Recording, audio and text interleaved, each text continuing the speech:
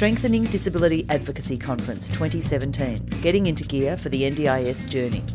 Motors running and we're ready to roll. What were your hopes for the NDIS prior to the trial and rollout? It was a dream come true. Me personally, I thought that at last people are recognising that people are in trouble, people are on waiting lists, they're not getting what they need, their carers are burning out. You know, at last, this campaign is going to really give people a choice. My hope was that, the NDIS would give everybody more funds to actually go out and explore, see family, whatever. And I think that that's still a potential, although, we've certainly got to work on it, and particularly with politicians and bureaucracy to make sure that they understand there's more to life than just being a captive in your house. What potential did you see for changes in your support to make living your life more accessible and achievable? One of the key things was that we would have an independent planner to help you develop the plan. And then that would be submitted to the agency, and then that plan would be approved.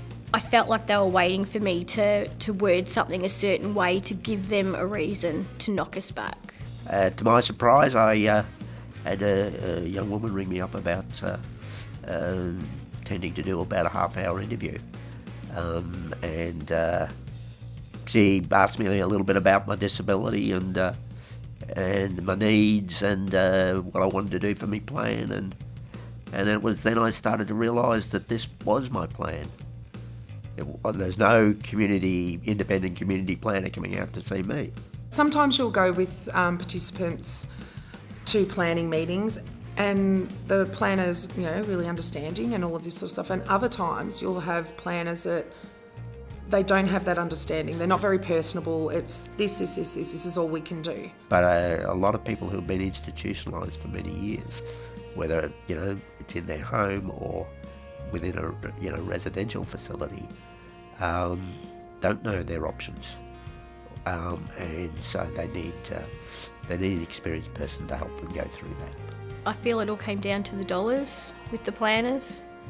I feel, at least initially, that they weren't looking at our family and looking at our whole circumstances, and I thought that was the whole purpose of the NDIA, was to take your individual circumstances and really look at what you need and tailor a plan to suit you.